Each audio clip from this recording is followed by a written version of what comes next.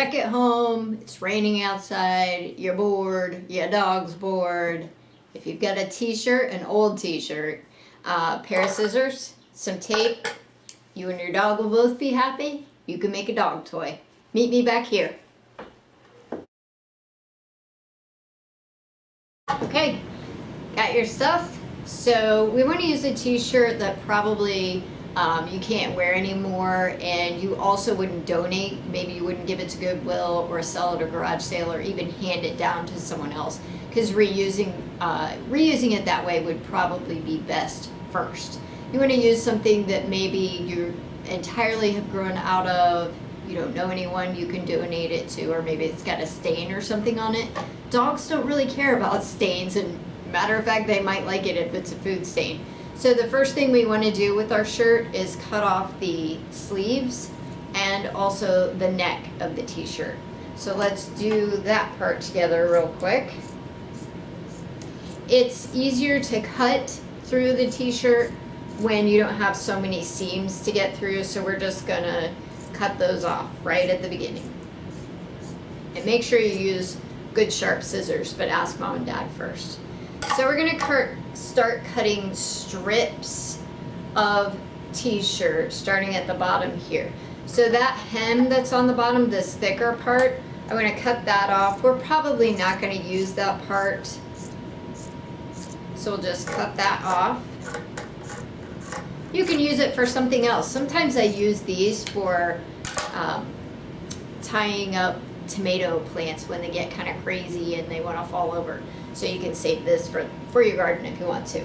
So set that to the side, and then we're going to start cutting strips. And you want to make them, I don't know, mine are about 1.5 inches or 2 inches wide.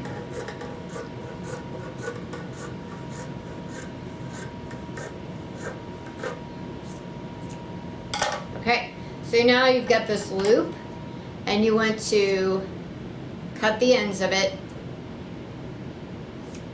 so you've got a couple pieces. Now you can keep doing that for as many of these pieces as you want. You can do many dog toys, but to start out with, we're going to need 9 of them. So meet me back here once you've got those 9 cut.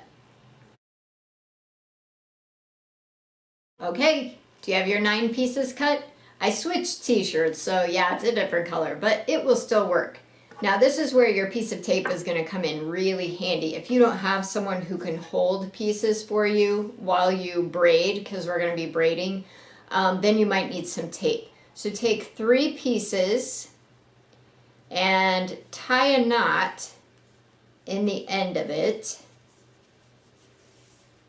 Pull really tight. And then you can take your piece of tape if you're working alone, like I am, and if you can find the end of your piece of tape,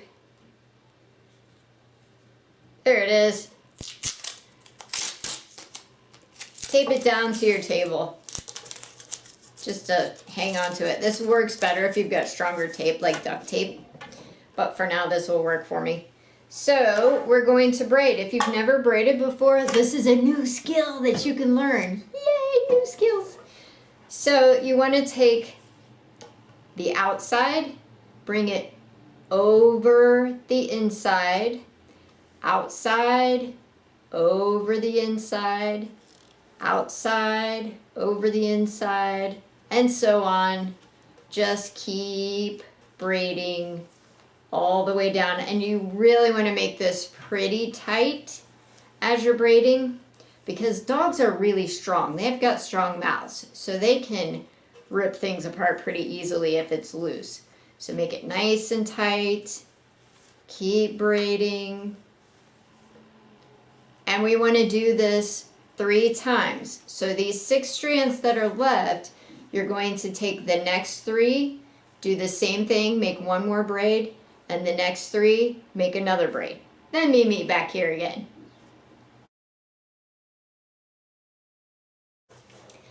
All right, now you should have 3 braids like this, little skinny braids. And when you got to the end of your braid, I hope that you thought about this. I didn't say it, but you need to make a really tight knot at the end of that too. So now we're going to take our 3 braids and we're going to braid these together. So I'm going to kind of smash mine down here on the table with some tape. Make sure you use some pretty strong tape. Like I said, it is much easier if someone holds the end for you, but we can do it ourselves if we need to.